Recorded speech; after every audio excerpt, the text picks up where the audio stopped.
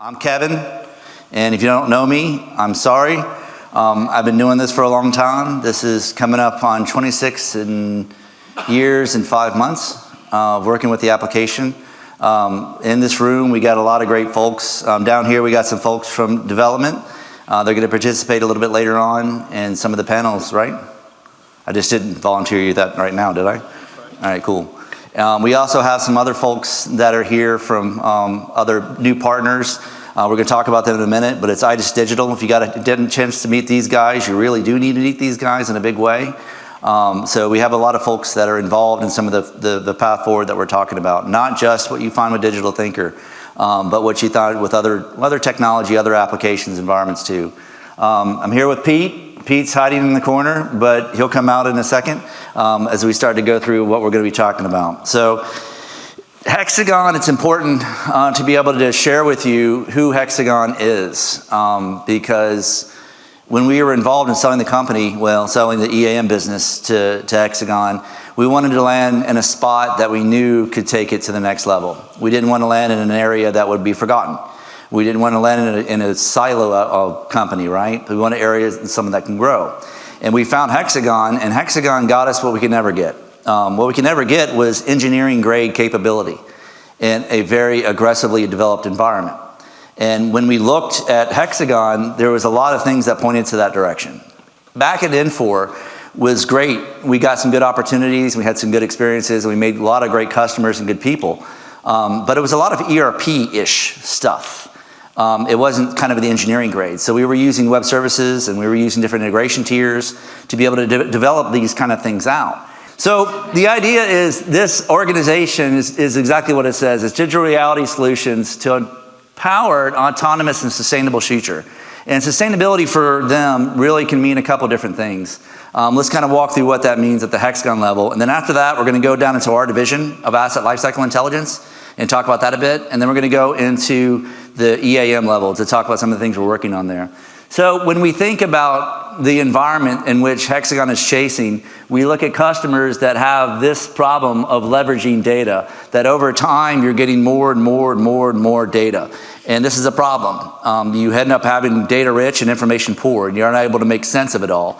We have some example solutions and example implementations and example practices to build that in a better way, and we're going to be doing more with that with our partner in IDIS as an example, to be able to build out that reliability practice. We talked about it earlier in a session with Visual K about what we do in Python, but we're trying to make sense of it all. If you look at this next bit, to be able to get to that point, we want to not only make sense of it, but we want to automate the decisions that data can bring, that data can make for us. On the bottom, as you can see, the vertical axis of scaling automation towards full autonomy. So as you go up in this graph, you become the ability to leverage the data to make those decisions for you. And then that's the amount of data that you leverage. So in the beginning, no data, no automation, pretty much nothing happens. If you go a little bit further, you'll see human assisted. So you're able to read the data that's there, make a decision on what the right type of action is to work on being able to maintain that asset or be able to change a preventive maintenance plan. And then on further, doing it based on conditioning or get to the point where there's robotic process automation.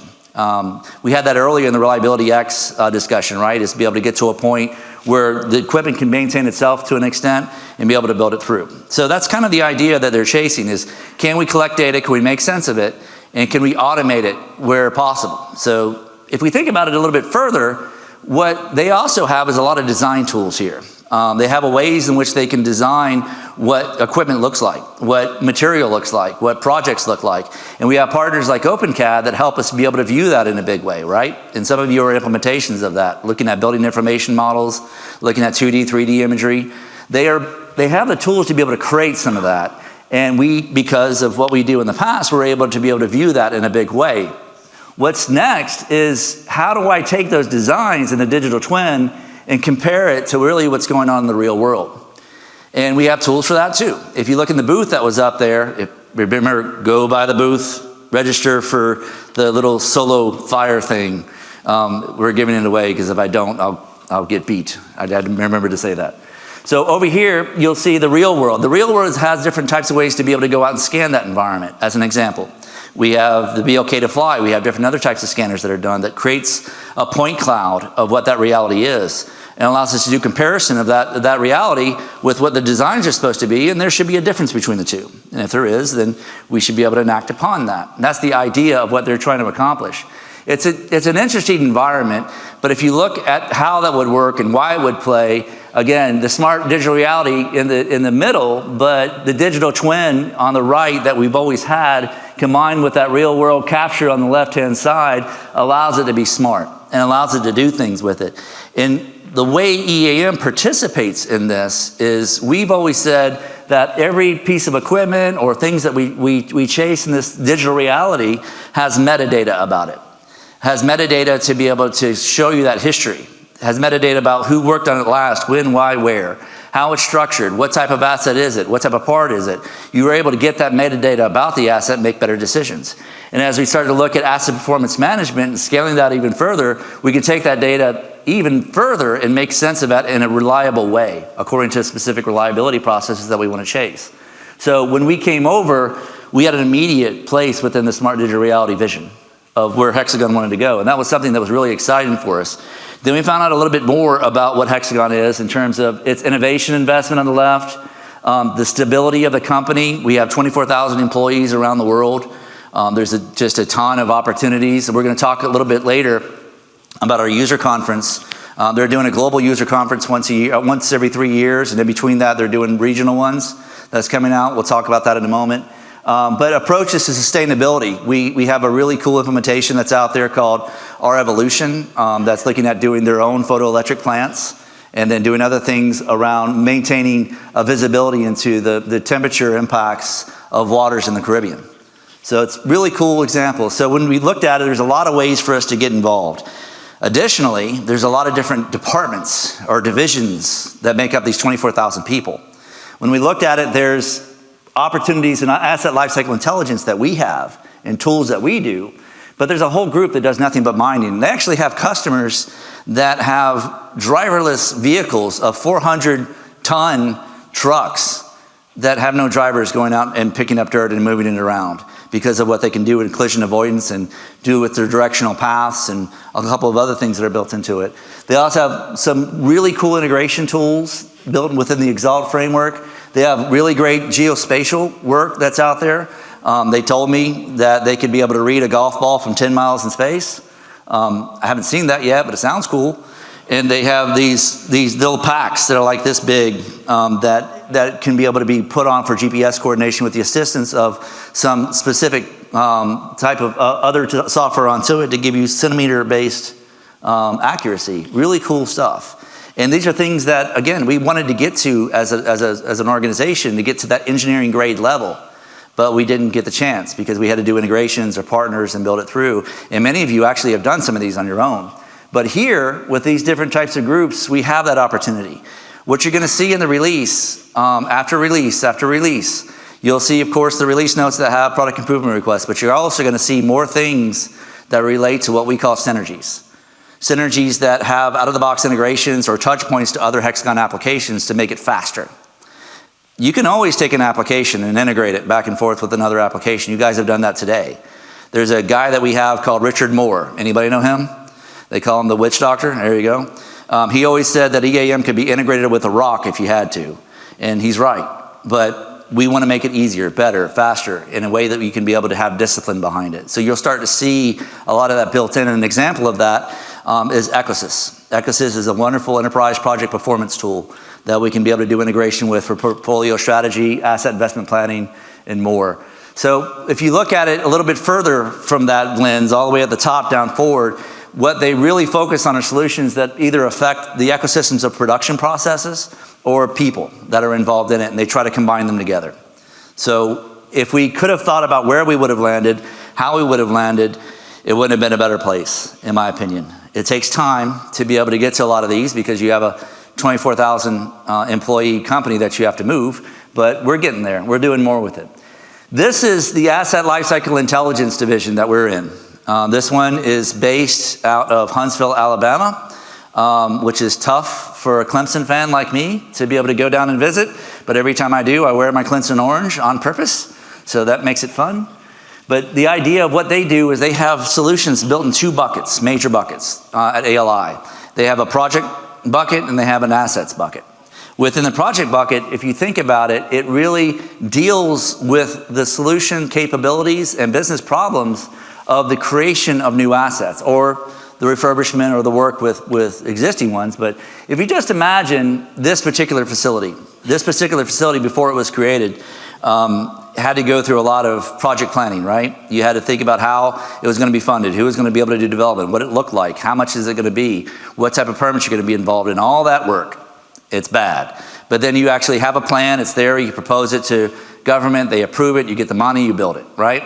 So if you think about that, we have solutions to help that on the far left on portfolio and project planning, to help design what that, or plan for what that would look like. We go a little bit further down, we have design tools to be able to actually build those designs, come up with the 3D image, come up with the different connection points, come up with everything that requires to be able to build this out. And then we have tools to be able to help in the execution phase when those tools get fabricated, parts get fabricated rather, equipment pieces get put in and then it gets made. What's always failed in the industry is all that happens and it's good, but then it has to be handed off to somebody to maintain. And that's when we come in, and it's always a problem. Because, well, where's the PNID diagram? What? Well, there was a PNID diagram in this facility when we made it, right? And it's supposed to be here. Well, the contractor has that. Well, where's the contractor at? Well, he hasn't transferred it to EAM yet. We haven't built it through. Can we get it brought in? There's all these discussions that are annoying but happen.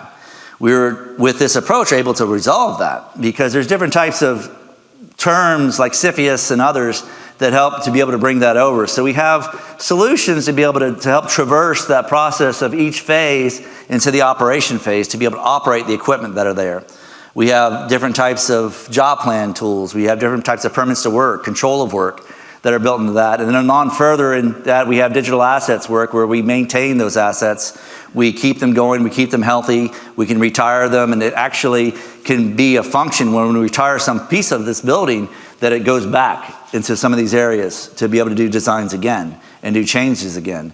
The idea of this framework, and then ultimately at the end where these components have secure measures where we need to keep them in check, are there as well.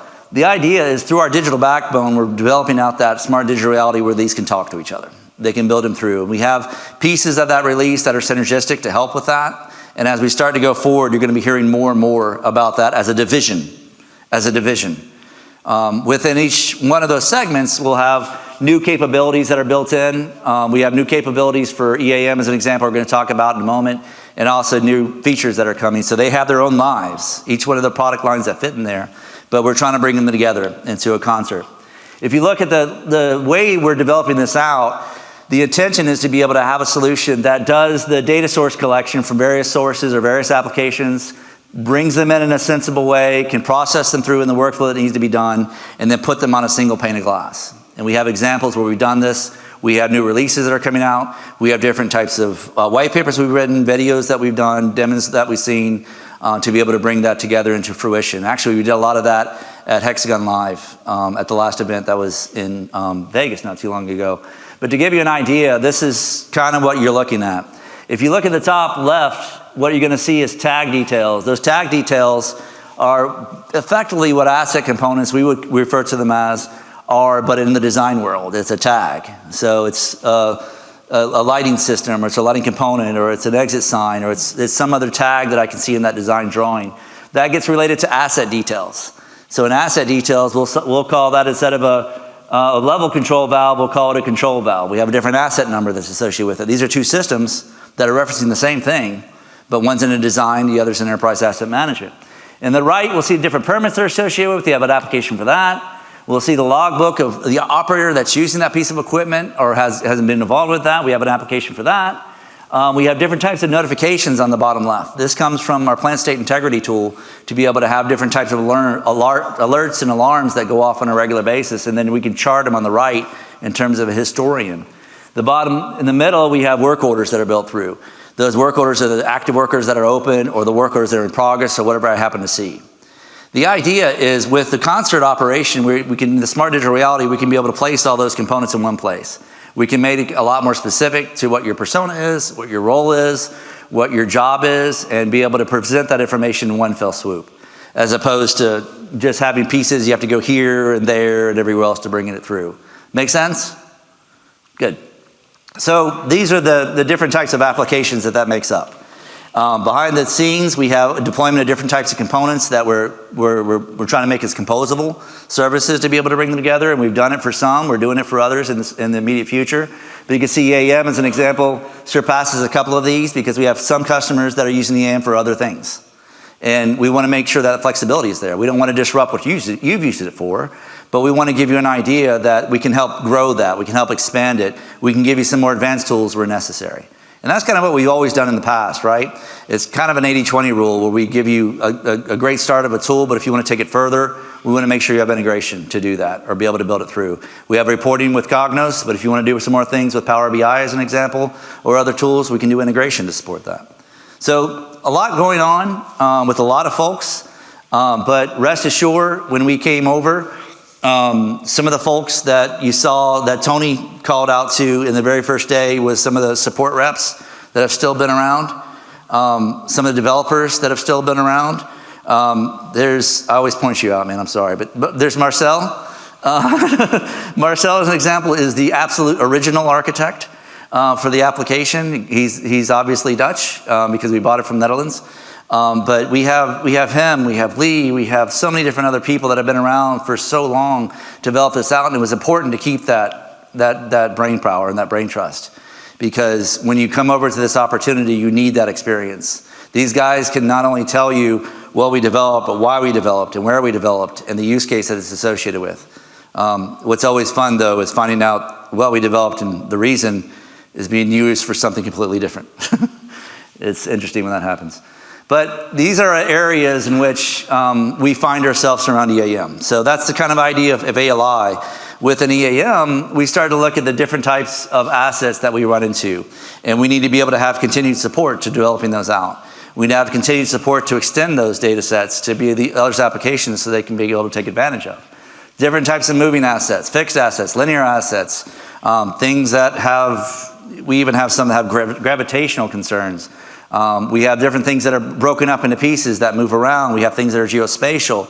So when you think about what that is and what it's like, you have to continue to develop the application. You have to continue to be able to mature it. You have to continue to grow it. So having the developers come over that were original, the QA, the support, everyone that come over, helps us be agile and helps us continue to develop the product. So even though we're here and we're participating within the division, we're participating within the organization, we're still putting a lot of money back into the product and investing in it. And we have a very great process, in my opinion, for product improvement requests here over a system called AHA, where you can be able to submit a request, we vote for it and use it on a regular basis for the voice of the customer. So what would it look like if this particular environment, we had that smart digital reality, and how would it affect EAM? We created this as an example. We also have different demo pieces we can show you. Just wanted to show you this clip really quick and kind of talk you through it. So imagine a plant that you have built in, and you have different types of ways to be able to collect data about that plant, and some of them are physical, some of them are somebody going out and getting qualitative, but you have other ones that are going out to be able to go through, and these happen to be the tools that we have from Leica to be able to do for drones. So it may be ones that are be okay to fly like this, that can go out, and it can be able to communicate to it to let it know that there's an anomaly detected in some way. What is that? Happens to be a cyber intrusion. If you look down on the bottom, you can take that on board and you can actually put it onto Spot from Boston Dynamics, which we had in Vegas, to be able to go out and do other scans for other types of things. So we can be able to see heat signatures. We can be able to see and understand different sounds. We can do a lot of other types of things that are built on it. Where does that come into play and why does it matter? Well, this example that we have is what we typically do in EAM.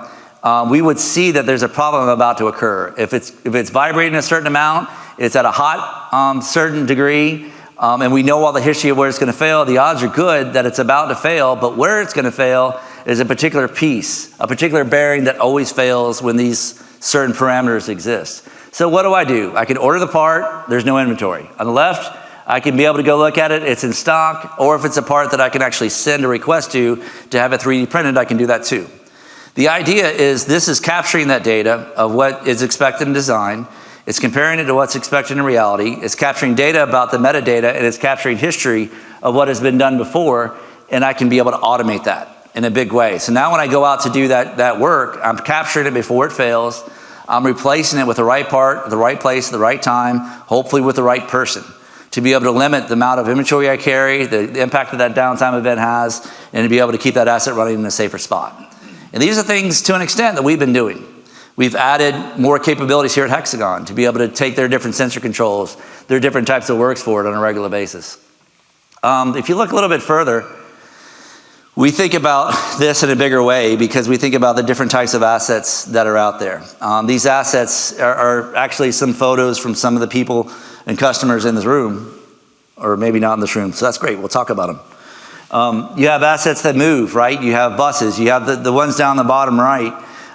This particular asset here, there's a video out there from a customer of ours named Cal Tire. It's a great video, but in this example, these tires, they're 10, 12 feet tall, they're huge. And they're a couple $100,000 a piece. So they're going out and getting up to 400 tons of material in the back of the truck and then dropping it off again. And actually when it goes through, it can go over a sensor and it can go over a laser read to be able to see the degradation of that particular tire. And they have their own predictive algorithms that they run to be able to determine when that asset's going to fail. So we have a whole different complexity that goes with that. In roadways, we have a different complexity that goes with that. In electronics, we have a higher grade of complexity that goes with that. We have a lot of pharmaceutical customers, a lot of chemical customers that deal with different demands on what they have to do to have their FDA compliance be regular on a regular basis. So we have to deal with that. All of these different versions of our product in different verticals is important because it starts to scale and it adds to the product line. We don't branch off our code anywhere, as you guys know. You saw the presentation by Peter with CERN. He's done his implementations of millions of assets and different types of assets and still had zero customization, zero modifications. And we have that everywhere. You'll see it all around the world of where we build it through. We have really advanced things like CERN. We have some in Lawrence Livermore National Labs. There's a guy here that's been around with us for a long time named Kevin White. Many of you actually know Kevin White. But they have some really advanced equipment as well. It's the world's largest and most energetic laser that's done. And instead of doing particle accelerations to simulate a nuclear reaction, they actually do it by bombarding a depleted piece of tritium with these lasers to be able to produce a different event. And actually they developed a new item on the periodic table called livermorium from some of their examples. They also did positive gain fusion and a couple of other things. Really advanced stuff, but it's still using EAM. First Group, First Transit, we had some guys here from this. They did some awesome examples of helping us improve what we did on mobile. Checklist drove a lot of that. Dynamic checklist capabilities were driven by them. We had a user conference 2018, 17, something like that. And they actually brought a whole bus and walked through what their checklist process was for that. Very cool stuff that we've learned and built over time. So events like this for us, especially in Greenville, because we don't have to get in a plane, are important. I can't tell you how important it is. If you're here and you spend the time, grab us physically and help us understand your use case that you go through.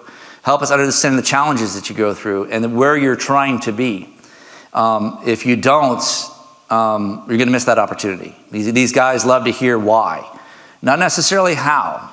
They want to understand why you're running into the problem and where you're trying to go and try to work collaboratively to build those out. Folks like Lawrence Livermore, CERN, of course. We've also built a lot with LA Metro. They have a use case where they saved $5 million on just the use of what they did with warranties that was built out in a case that we did, and they're starting to grow even further. It's these ideas that we're able to grow in these events that we can be able to have an impact to the product. Because there may be something else within HxGN that we can bring in. There may be a different discipline that we want to bring in. But without having that conversation and getting that opportunity, we'll never know. So when we evolve the product, in my opinion, we do it once a year, but I think it's honest to say that there's chunks that happen in periods of time. I got this to try and illustrate chunks. When you look for chunks, you don't find good pictures. So I got a picture of a evolution of a light bulb. Does that work? So, flame and then onward. And I'm in the middle of actually changing my own house from these on the third to the right. But we had some stark improvements as we started to build it through. And those stark improvements are following not only what our customers come through, but what our analysts are saying to do in this market too. Stark improvements examples are going to the cloud. That was big for us in 2001. We went to the cloud for the first time with EAM, and that was a big impact. I think mobile, that was a big one that we started to build through. I think when we first started the reliability journey and started adding reliability-centered maintenance work, that was probably 2000, I don't know, probably 4, 5, 6, when we were doing energy and sustainability work. That was a big jump. We have these big chunks that are coming through. And we're at an event right now, in my opinion, where we're kind of on this right side where we have the opportunity to add bigger chunks into other solutions and to build out more engineering grade detail. What Gartner says and what Verdantix says and what other types of analysts say is important to pay attention to. We have a lot of writings and a lot of readings. If you're ever curious to get connected with some of those, let me know. I'll be more than happy to connect you, but there's a lot to learn. And the top is an example. They say that according to their recommendations in the market guide, a lot of CIOs that they're seeing, the recommendation is to pay attention to scaling to incorporate IoT or Internet of Things data sets. So those are all the condition sets, the large data sets that are coming in. We talked about in various capacities. We're going to talk about a little bit further. The critical mobility to be able to do this, so valuing the capabilities that are there in mobile and making sure it's a piece of what you do. We did that a long time ago. We think mobile needs to be a part of who we are. We make it a joke, but we're completely serious, and we think the most unnatural thing you can see in terms of the life of a maintenance technician is a maintenance technician that sits behind a computer. That person needs to be in the field, doing what he or she does best, and making sure that you have the right tool to do that job is very important. And we try to add to that, so you'll see a lot of that built in. About on the bottom, you'll see aligned vendors product strategy. I can't stress this even more too. Now, this is a good opportunity to learn that. Are we doing where you want to go? Or is where you want to go where we're doing? You can answer that two different ways. There's some of our sales reps here have offered what we call HxGN days, where we can come, visit, sit with you, and walk through what your next 2, 3, 4 years looks like, because we can help you in that journey. We have solutions now that can be able to help fill some of those voids or some of those directions you're trying to look at. And there's also ways to be able to scale to it as well. So I agree with that one. If you look at this other one that's built into it, this is by Ralph Rio from ARC. It's kind of similar. He's talking about edge computing and large data sets in the first bullet. The bottom, he's talking about the market is continuing to grow, it's starting to build out. That's wonderful. If you look at some of the things around asset performance management and the larger categories that are going in, it's even growing even further. So it's important to know that because it's good for us to be able to have that type of investment back in the product to be able to continue to get opportunities for you to look at your business different. So it's important that that's built in. So we agree with some of those. The market trends that are in here, also this comes from Verdantix, as we had ARC earlier in Gartner. Verdantix, it gives us an idea if we're going in the right place or not. So they do these surveys all the time with different vendors in the space. Are you capitalizing mobile? Are you looking at reporting good? If you look at inspections well, can you scale this type of stuff? And we kind of are sitting in that in a good position. And we think we're continuing to move in that direction. But again, we can't do this by ourselves. Over the time, those impact points have been big. We've added, you can see in 1998, we've added a change to how we did R5. It was a different approach. We turned it to MP5. We did some more work. 2001, 2003, that's when we went to the web. We thought that was a big release. There's several other ones that were built into it. But if you look even on down further, there's been areas where we've rewritten or we've added major components to the application. And there's many examples where our customers don't even see it. And that's important to say because we continue to add, we continue to build, and when we deliver it, it's not always turned on because we don't want to disrupt your work. That's why if you look into the cloud, we have so many using the same version because we have to keep them on that environment to grow through. We've learned how to do that. We've learned how to do that process with zero downtime for those patches, for those updates. We scale that down into the on-premise version on a regular basis. So these impacts that we've been doing and these updates we've been doing it a long time. I'm coming up on 27 years of playing with this, and we have others that are the same way. And it's important to say because it's scale, it's reliability in the application, it's resiliency in the application. It's giving you the things that you need, and it's allowing you to be able to scale the complexity of what asset management is. When you get a chance to speak with the folks with IDIS especially, you can be able to talk about these reliability components, or with Visual K in their presentation they did with Python, and understand how to be able to bring reliability into your business. The environment's moving. This comes all the way back from 2020. I realize that's 4 years ago, but in tech, that's a long time.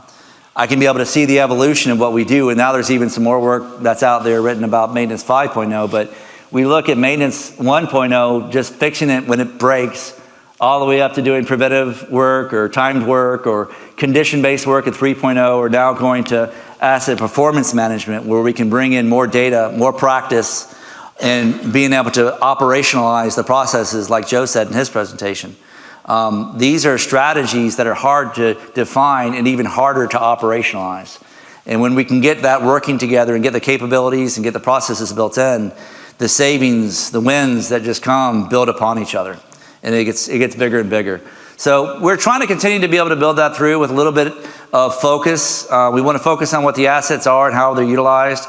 We want to focus on cost and how we distribute our capital built into it. We're getting a lot more around what we see around ESG reports. We have a lot of folks that are generating those, and I'm sure you guys are involved in that too. So there's a lot of different types of factors that come into play when we think about evolving EAM. But what we're seeing is an evolution that needs to happen to EAM, and have been for a while, of capabilities from asset performance management into EAM. And with the IDIS team, they're seeing the same thing, in my opinion, I'm sure they'll agree with me, but the APM solution sets need to evolve with EAM capabilities. So as we see those start to merge in this partnership, and you can see other solutions that are out there in the space, it's carrying it to another level. We're creating a new light bulb. We're making a new bullet point on that slide, and it's going to be very strong as we start to build through. The other example I'll leave you with is just around synergy with other HxGN solutions. This is the one from Ecosys. This is the Enterprise Project Performance Tool. This answers the question that we always wanted to solve for a lot of our customers, was after 12 months, what happens? They say, well, what's your budget need to be for next year? No, I mean, just what's your maintenance budget need to look like? Well, I can tell you based on the last 2 years, it should be this. Add 5% to it, maybe that'll work. That's not the kind of conversation you want to have, right? You want to be able to have, this is what I think we should have for 12 months, 18 months, 24. Here's 36-month view that I want to be able to have. I want to pull that out of EAM. I want to put variability onto it. And then, oh yeah, what if something like COVID happens, where I have problems getting parts, have problems getting people, have problems getting assets, I have different types of runs. The MTA and the LA Metro, their ridership dropped by 98% overnight. No one took trains, no one took buses. So you have to impact that in and have variability to that. And our project integration with, among many other things, can help with those modeling activities. And then they can help design the portfolio of projects that need to be done to the site, or the plan they can be able to introduce those back in. So the synergy between those, as an example of one synergy among many, is to be able to combine those two capabilities to be able to help answer the problem that we never could answer, is to have a dynamic asset investment plan that gives me a view into short-term, mid-term, and long-term. Make sense? So these are things that we started to build through, and as you start to try to understand what these are, this is what it looks like. But if you work with your sales rep, work with your account manager, work with your folks to be able to understand what that vision looks like for you for the next 2 to 3 years, maybe 5 years. Is it a budgeting problem for you? Is it a labor problem for you? Is it a ESG problem for you? We can help you with that, but we gotta know where it is. Along this line of asset performance management, we're continuing to add capability, and we're adding it in specific ways around what we do in asset work, performance, and planning. But there's more areas that we want to target, and there's more areas we want to go. But again, we need to be able to work with you as you start to build it through. But I like this slide. It can't be done at light speed. Thank you. Where does this come from? Anybody know where this slide comes from? Not Star Trek. Not Star Wars. Come on. Space Mountain? That's a good one. Space balls, exactly. It comes from space balls. Remember space balls? That's it. What was the speed that it was called? It wasn't light speed, but it was ludicrous speed. And then what was after that? It was plaid, right? So that's actually where I stole that from. I thought that was pretty cool. But it's not going to be fast. That's why we're going to hand it off to Pete. He's going to talk about EAM and some of the components that we're adding in. Good? Thanks. I'll be back in just a second. Thanks, Kevin. Can you guys hear me? Yep. Cool. Before I get started, I'd like to say thank you to the Digital Thinker team for this conference and inviting me to speak today. So a round of applause to Tony and Alex and the whole team. This has been fantastic. My name is Peter Bynarowicz. I am the lead product strategy something or another for HxGN EAM. I work with Kevin and a whole team of product strategists. I've been with HxGN EAM since 2019. Who here has been a customer or partner or user since 2019? How about 2009? How about 1999? Wow, see, how about 1989? Love it, sir. So a lot of great knowledge, great to connect with you guys. Obviously, COVID got in the way of me rolling out and meeting a lot of customers, so this is a really great session. I'm here today to talk about the product roadmap, which we'll get to here shortly. I'm kind of like the guy that you invite to the party because he has a fake ID and brings a beer. That's me with the product roadmap. Luckily, Digital Thinker bought all the beer last night, so we can get right to it. Before we go forward, it's always good to look back at the big features that we delivered last year through Lee's team. A lot of amazing features delivered in HxGN EAM. Really a banner year for the product with root cause analysis, Python Studio, document management, and approval workflow. So hopefully everybody got to attend my friend and fellow Hoosier, Danny Kilburn's approval workflow workshop. It was standing room only when I went in there, but again, a great feature that I can't wait to see a case study on that next year by a customer. The other branch of our product priority is mobility. We know for you guys, EAM admins and super users, that you need to have buy-in from the end users. The app doesn't work in a vacuum. The app needs someone to use it, and it needs someone to want to use it. So that's where mobility is key. So we've introduced a lot of great features there, evolving technology with NFC reading. What's the use case for NFC? Well, a long time ago, they invented barcodes for scanning things. And then they invented QR codes for scanning things. And that's really the next evolution is NFC tags. Asset identification. If you're like LP and you're in a sawmill, your QR tag may have sawdust on it, so you can't scan it. An NFC tag allows you to hold your phone right up to it and get it digitally. So really cool technology. And then dynamic checklists, which Greenville Water is using already, which is fantastic to hear. A great new feature in the product. And again, would love to hear a case study next year from a customer on this stuff. So Lee's team has done a great job. If you have any questions on this content, we'll be hosting a roundtable tomorrow. We're happy to dive deeper into it. Talking about roadmap. HxGN offers a process called the roadmap governance process. I will tell you guys, when they told me about this, I said, no, I don't like that. That's my job. But it's turned out to be a great process. And here's some key findings that we adopted. There's two sides of this: strategic, for us to help sell more software so we can make more features for you guys. And then functional updates for the user advisory board to save you time and clicks and inside the product. So we're releasing an integration to SAP. So anybody going through an ERP transformation, we want EAM to quickly and easily bolt onto SAP. So that'll come out through DataBridge this year. Mobility is a key for us, as we said. We call it user interface optimization. Internally, we call it declickify. We call it declickify because the development team gets mad because technically it's touches on a screen. And so we like to just rub them the wrong way a little bit. But our goal is to make it easier to navigate through our mobile apps. In digital work specifically, you'll see in May the ability to default tabs. So I know this is pretty granular level, but if anybody uses the app daily, you've got to open the hamburger and find your tab.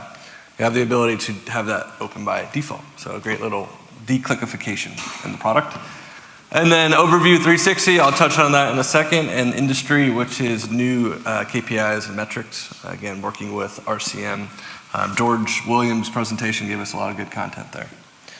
We're not going to take it, but we're going to work with you. So that's a look at the strategic. For everybody that submitted an aha idea, you probably didn't submit one of those. You probably submitted one of these. I keep this slide in here because We get a lot of questions. Hey, my idea had 10 votes. Are you guys going to consider it? Well, some ideas get close to 80 votes. So these are ideas that we've said, okay, boom, we're going to implement them in the product some way, shape, or form. And so it's a great feedback loop for us. We do this process twice a year. I'm supposed to kick off another one here soon. Fortunately, there's only one of me, but we'll do this again. And the user advisory board is a great tool and a great team for getting that input. So yeah, I know probably somebody from here has voted on one of these ideas. Definitely Dora from FHR has voted on all of these and rallied the troops to vote on them. So look forward to this coming out throughout the year. And then DataBridge Pro, got to set the foundation for our technology before we go into the future. DataBridge Pro is brand new, groundbreaking technology from HxGN. We released it last month. It is built for enterprise integration management.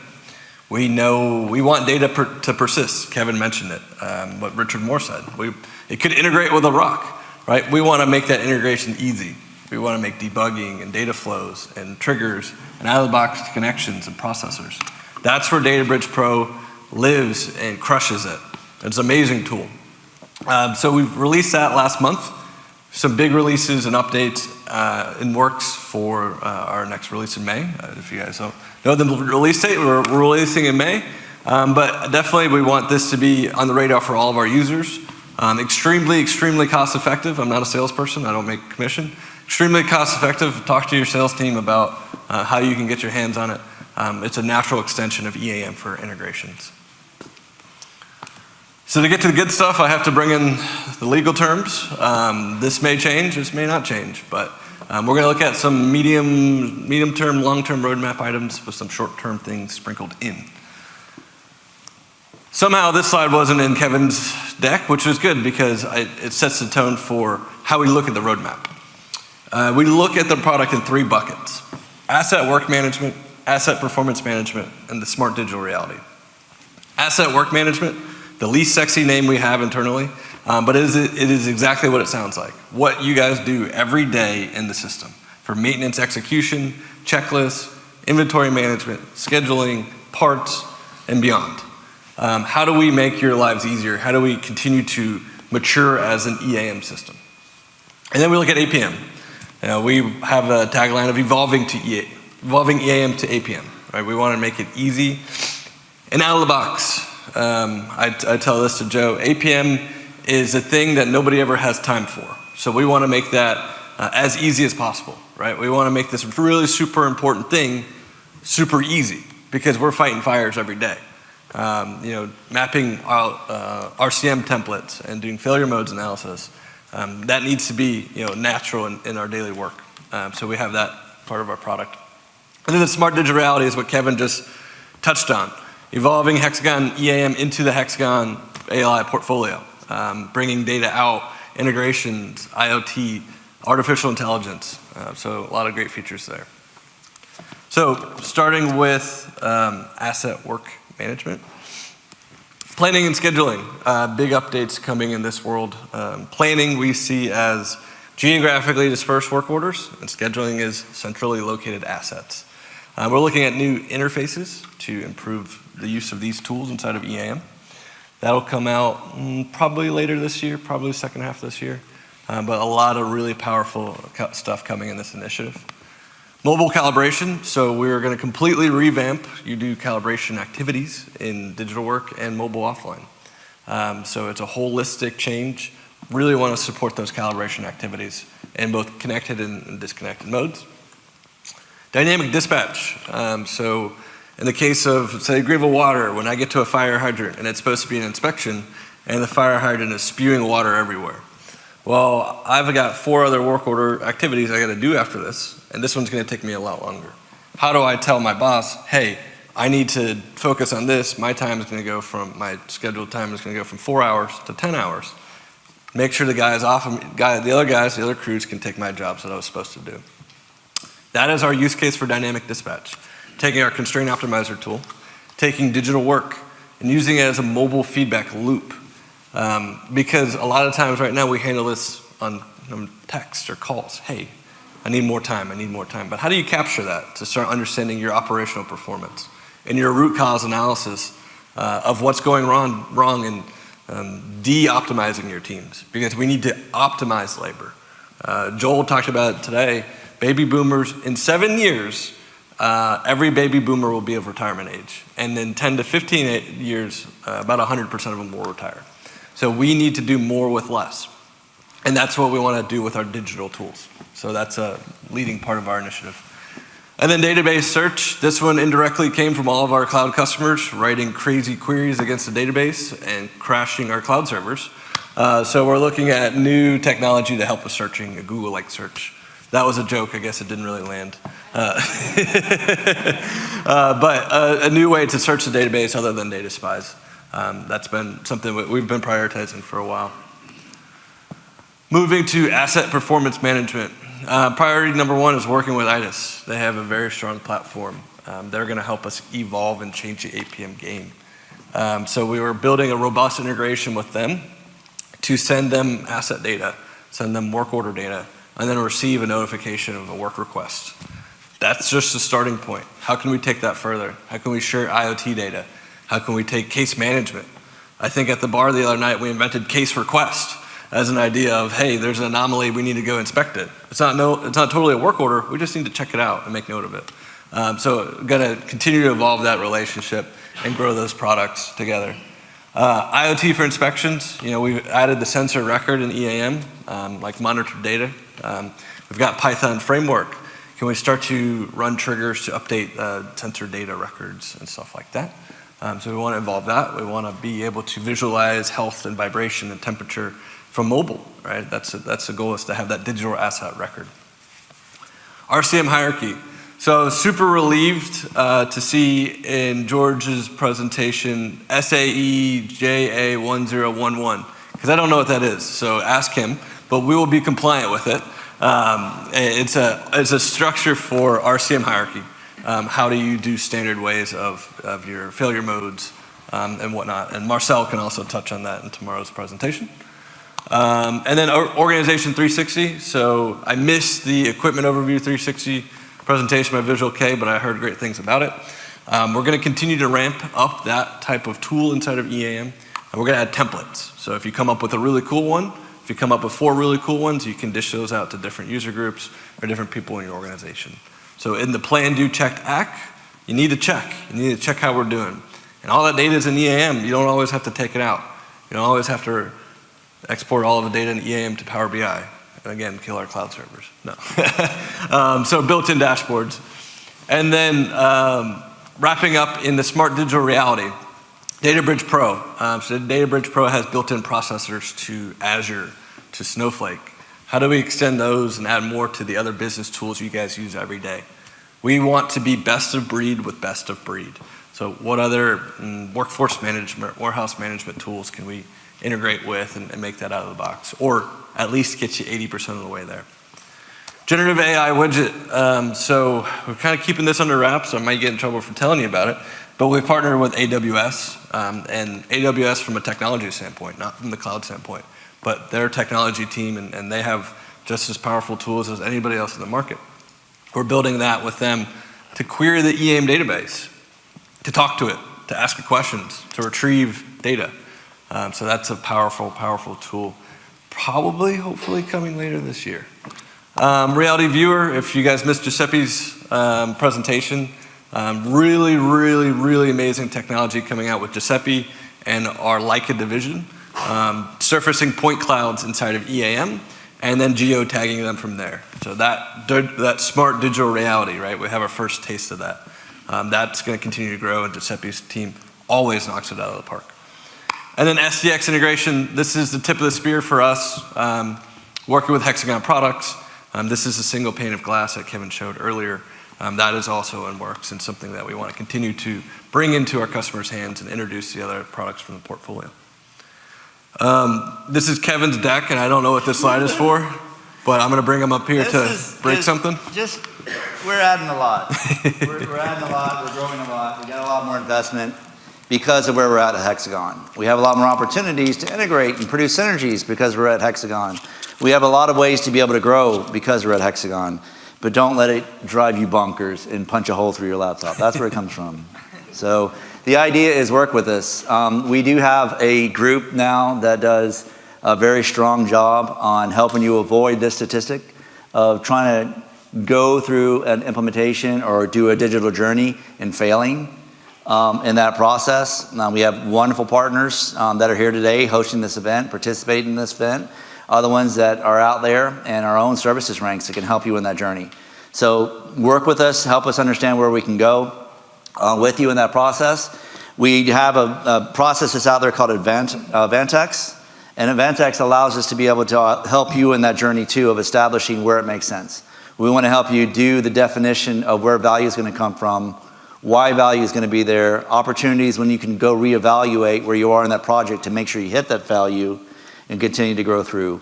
And that's something you can work with your sales rep to be able to build through. Next session we'll have come up a little bit further. This is tough technical user forum. This is about our technical user forum. I was going to say session, no. In Dallas. This is about a user forum that we have coming up. This is a cool one. So we have in this group here things that they call TUFs. Whenever you hear that word, it's a technical user forum. It's kind of like a user advisory board, but it's a little bit more to be able to convey some of the more technical capabilities. We have some folks down here, Chris, as I mentioned, from Cal Tire, and Marcel, we called out down earlier, to be able to go over some of the new features. So pay attention to these as you start to post them out. You can see them in the support portal. And this is the last slide, and we got to go because we got to go to the next session. But this is what we're doing for HxGN Live this year. So every other year, we're looking to be able to have it as a corporate thing, a big event like we had in Vegas. In between that, what we're doing is we're offering an event that's based on the region. So for us, the region is the Americas. And although we tried to lobby for Greenville, it didn't work out. But we're in Dallas. And when you fly into Dallas, you land in DFW Airport, you're landing in one of our customer sites. So that's a cool place to go to. But you can see the simple agenda, this will be more coming out about it, but this is the location at this resort and convention center. You can see down here the time of June 18th to the 20th. But it's going to be the Americas location for HxGN Live. And then next year, what's going to happen is we're going to consolidate it. The plan is to consolidate it down to another global event where we have 5,000 or 6,000 of your closest friends to hang out. Good?